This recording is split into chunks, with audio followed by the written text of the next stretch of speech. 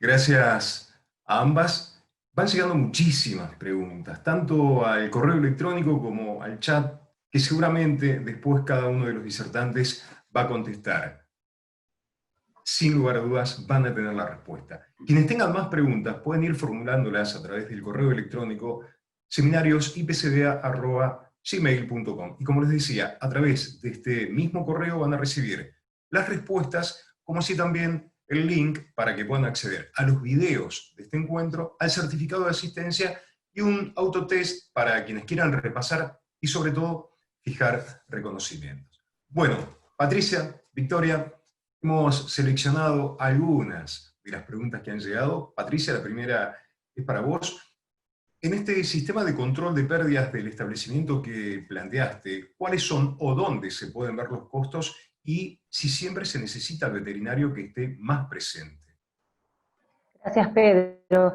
Sí, el rol del veterinario en esta identificación de las pérdidas es fundamental, ¿sí? No solo con el tema de diagnóstico de enfermedades, como lo veníamos nombrando hoy con Victoria, sino también porque tienen que ver un montón de cuestiones de manejo en las que es muy interesante que esté el veterinario analizando, identificando dónde pueden estar estas pérdidas, ¿sí?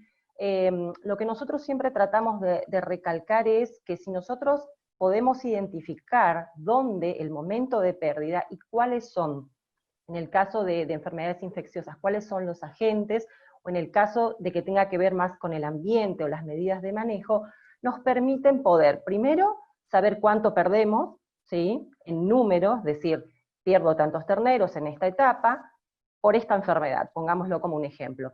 ¿Qué nos va a permitir a nosotros esto? Nos va a permitir decir, hago los números, sé cuánto perdí, y puedo empezar a analizar junto al veterinario cuáles son las medidas para mitigarlo, ¿sí? Si es una enfermedad infecciosa y tiene una vacuna, tendríamos que hacer el análisis de cuánto nos cuesta empezar a utilizar esa vacuna para prevenir esa enfermedad que pude identificar. Y obviamente el veterinario ahí cumple un rol fundamental porque nos va a asesorar técnicamente no solo con qué productos se cuentan en el mercado, sino también en qué momento aplicarlo. Genial. Victoria, pregunta para vos. Una vez que tengo confirmada la preñez, ¿qué herramientas tengo como para tener la posibilidad de, como productor, más allá de la sanidad preventiva, evitar esas pérdidas de las cuales hablabas? Bien, cuando hablamos de lo que entiendo la pregunta, habla del tacto preñez, cuando salen los vientres preñados, los cuidados posteriores de esos vientres. Ahí fundamentalmente, más allá, como bien decía la pregunta, del plan sanitario y de las vacunas recomendadas para vientres preñados, otra cuestión que no hay que olvidar, sobre todo en nuestras zonas, en el NEA, donde tenemos campos grandes con amplias superficies y distintos ambientes, es el tema del manejo. Todo lo que es el manejo de la vaca preñada, tanto en las rotaciones de potreros como cuando vienen a corral para las distintas maniobras que se tengan que realizar. El manejo tiene que ser adecuado y con los tiempos de descanso. Y otra recomendación que podemos hacer es el tema del alimento y el agua, que muchas veces los productores no tienen en cuenta que los encierres por ahí de un par de días pueden afectar el tema de golpes, machucones o falta de agua y alimento en los corrales para vientres preñados que están más sensibles en ese momento a estas cuestiones. Muchas gracias. Vuelvo con vos, Patricia, y la pregunta que seleccionamos ahora dice, ante la colección de posibles causas de merma encontradas en el campo, ¿cómo elijo qué hacer primero? Sí, es una muy buena pregunta, ¿sí?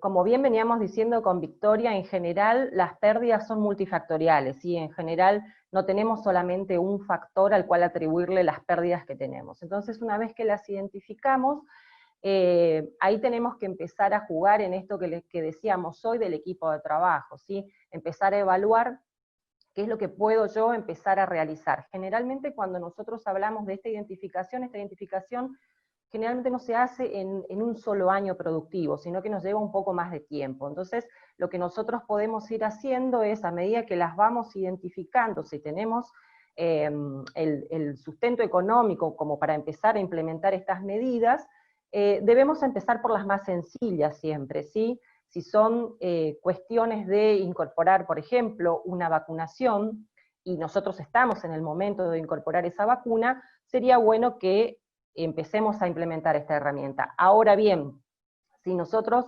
vemos que es una cuestión de apotreramiento, estamos teniendo potreros muy grandes, nos complican mucho las recorridas, no estamos encontrando nuestros terneros una vez que la vaca pare, bueno, por ahí estamos hablando de una inversión un poco más alta, que nos va a llevar un poco más de tiempo.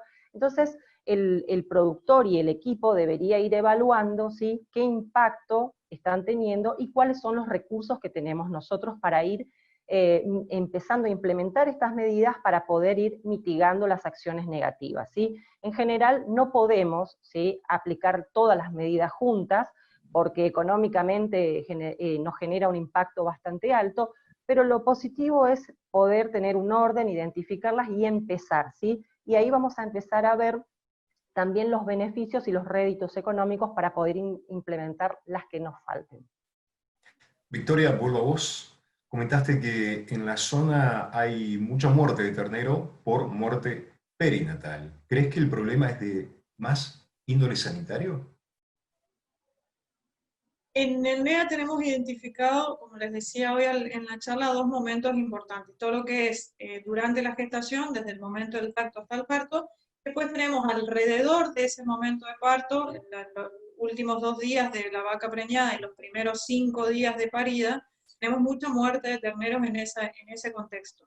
Pero ahí se conjugan varias cuestiones. Por un lado, la cuestión infecciosa, digamos, del ternero recién nacido y la curación de ombligo, que si eso no se hace de manera adecuada, tenemos muchos terneros con problemas de ombligo, tanto de infecciones de ombligo como de bicheras. Esa es una de las causas identificadas de muerte de ternero perinatal, y otras causas son las ambientales. Por ejemplo, en nuestra época, en esto de los días como hoy, terneros que nacen en días muy fríos y húmedos, también tenemos el problema ambiental que afecta al ternero recién nacido. Sacando, por otro lado, como tercer punto de la muerte perinatal, las enfermedades infecciosas que afectan en ese momento, ejemplo, terneros que nacen débiles por alguna infección propia de la madre, por dar un ejemplo, diarrea viral bovina también puede producir esto. Patricia, la última pregunta, porque el tiempo sabemos que es tirano, y la pregunta es actualmente en campos de la zona si se han hecho la toma de decisiones que vos indicás y cuál es el porcentaje de mejora que deberíamos obtener y a qué tenemos que aspirar. Sí, hay establecimientos que empiezan a trabajar, digamos, identificando las causas de merma. Sabemos que es bastante complejo, que es bastante complicado poder hacer un seguimiento, porque son seguimientos que, bueno, tienen muchas aristas, pero sí, yo creo que hay varios establecimientos que las pueden identificar y empiezan a implementar estas medidas. En general, lo positivo o lo bueno es que a medida que uno las va identificando, va implementando estas medidas. A medida que uno empieza a ver los beneficios que trae, es como un incentivo para seguir implementándolas. Ahora bien, decir un número o un porcentaje de cuánto disminuye es bastante difícil, porque va a depender de la causa, ¿sí? Como yo les decía hoy en la presentación, cuando nosotros hablamos de enfermedades venéreas, ¿sí?, sabemos, en la bibliografía nos dice que podemos tener hasta un 15 o un 25% de pérdida, ¿sí? Entonces, cuando nosotros tenemos una pérdida tan significativa, ¿sí?, tan impactante en nuestro rodeo, de estar perdiendo el 25% de nuestro ternero, que nosotros empecemos a implementar medidas, en este caso, ¿qué sería? Empezamos a hacer los raspados de los toros como corresponde. ¿Qué quiere decir esto? Entramos al servicio con 2 raspados negativos, ¿sí?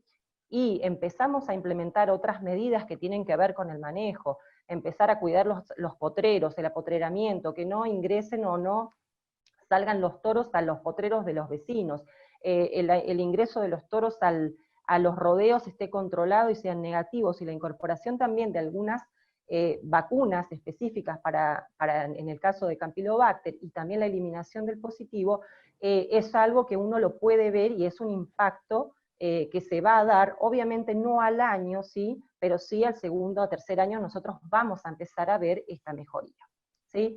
Pero ya te digo, Pedro, es difícil decir, podemos bajar un 5, podemos bajar un 10, ojalá pudiésemos basarnos en esos números tan exactos, pero va a depender de cuál es el agente que hayamos identificado y de cuáles son las medidas que tomemos.